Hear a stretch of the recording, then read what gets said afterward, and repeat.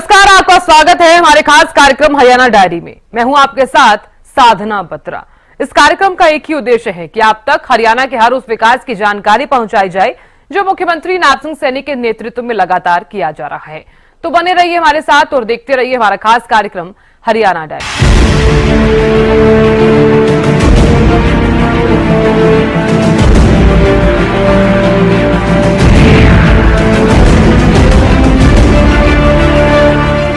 हरियाणा की नायब सरकार युवाओं और गरीबों के उत्थान के लिए बेहतरीन कार्य कर रही है। जहां गरीबों के उत्थान के लिए सरकार ने कई योजनाएं चलाई जाई हैं और वहीं युवाओं को आत्मनिर्भर बनाने की दिशा में कई कदम उठाए गए हैं। युवाओं को बिना पर्ची खर्ची नौकरी दी जा रही है, तो वहीं बेहतर शिक्षा के साथ साथ युवाओं को कौशल प्रशिक्षण प्रदान करके उन्हें आगे बढ़ा रही है। साथ ही स्वरोजगार स्थापित करने के लिए युवाओं को सहायता दी जा रही है ताकि हरियाणा के युवा नौकरी वाले नहीं बल्कि नौकरी देने वाले बने।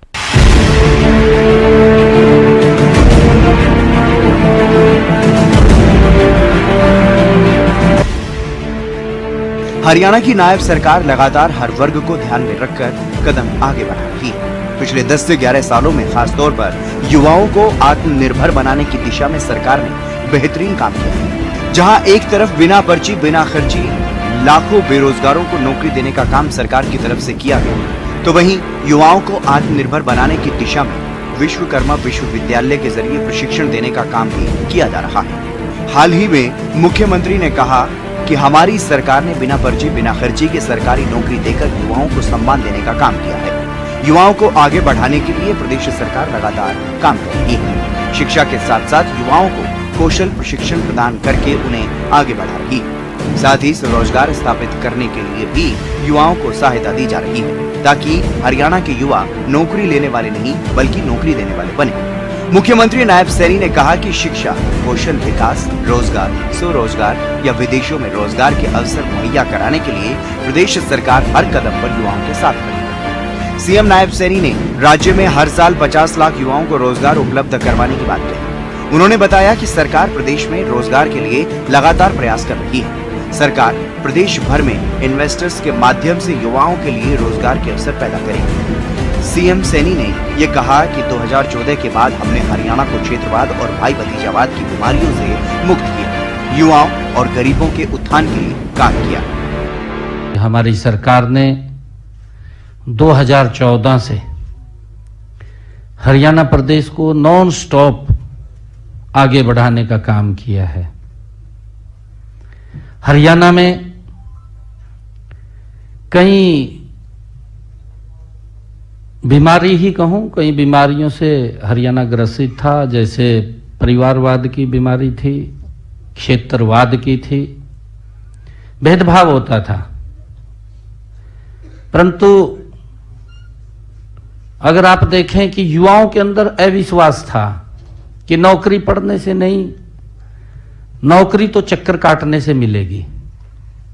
किसी विधायक, मंत्री, मुख्यमंत्री के दरबार में हाजिरी लगेगी तब जाकर के माँ बाप इंतजाम करता था, मोटा इंतजाम भी करता था, तब जाकर के कहीं उसको ये विश्वास होता था कि नौकरी लगेगी। परंतु गरीब व्यक्ति को तो अगर वो कहीं जमीन जमून बेच करके या गहने बेच करके इंतजाम करता था तो तब भी उसको नौकरी नहीं लगती थी।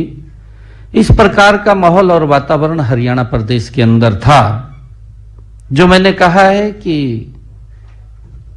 राजनीतिक रूप से कई बीमारियों से ग्रसित था हरियाणा प्रदेश। परंतु पिछले ये तीसरे टर्म की भारतीय जनता पार्टी की सरकार उन सब बातों को मजबूती से बदलाव हरियाणा प्रदेश के अंदर करने का काम हमारी डबल इंजन की सरकार ने किया है। आदरणीय नरेंद्र मोदी जी के नेतृत्व में जो हमारी सरकार चली है, धीरे धीरे करके क्षेत्रवाद को समाप्त किया है।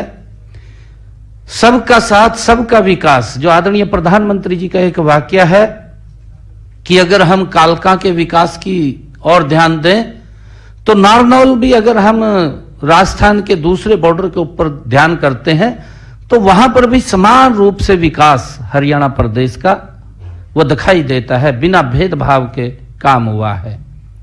युवाओं के अंदर एक विश्वास जगा है। युवाओं के साथ साथ हमारी सरकार ने गरीब व्यक्ति के जीवन को बदलने का काम भी इस लगातार जो हमारी ये तीसरे टर्म की सरकार है उसने किया है। हरियाणा सरकार औद्योगिक विकास को लेकर एक महत्वपूर्ण कदम उठा रही है। इससे युवाओं के लिए रोजगार के नए अवसर पैदा होंगे। 10 जिलों में इंडस्ट्रियल टाउनशिप बनाने से न केवल उद्योगों को बेहतरीन कनेक्टिविटी मिलेगी, बल्कि इससे राज्य के विभिन्न हिस्सों में विकास भी होगा। खासतौर पर 3 प्रमुख राजमार्गों और एक्सप्रेस वे के किनारे इन टाउनशिप को स्थापित करना उद्योगों के लिए सहूलियत का काम रहेगा, क्योंकि इससे माल की ढुलाई और ट्रांसपोर्टेशन में काफी आसानी होगी। इस परियोजना से इन जिलों में औद्योगिक गतिविधियां बढ़ेंगी, जिससे नए कारखाने, फैक्ट्रियां और बिजनेस सेंटर खुलेंगे और इसके साथ ही स्थानीय युवाओं को रोजगार के नए अवसर भी मिलेंगे। मुख्यमंत्री नायब सैनी ने अधिकारियों को 1 महीने का समय दिया है ताकि इस परियोजना का ब्लूप्रिंट तैयार किया जा सके। राज्य में बीजेपी की सरकार में अब तक 1,71,000 युवाओं को मेरिट के आधार पर नौकरियां बिना पर्ची बिना खर्ची के दी जा चुकी हैं। इसके अतिरिक्त सरकार ने 2 लाख युवाओं को नई नौकरियां देने का संकल्प भी लिया है। मुख्यमंत्री नायब सिंह सैनी के कुशल नेतृत्व में हरियाणा प्रदेश लगातार विकास की तरफ अग्रसर है। ऐसे में हरियाणा का हर वर्ग सरकार के कार्यों से काफी संतुष्ट है, क्योंकि हरियाणा सरकार का एक ही मकसद है कि प्रदेश के अंतिम व्यक्ति का विकास किया जा सके। फिलहाल हमारे खास कार्यक्रम हरियाणा डायरी में आज के लिए बस इतना ही। आप देखते रहिए हरियाणा न्यूज। नमस्कार।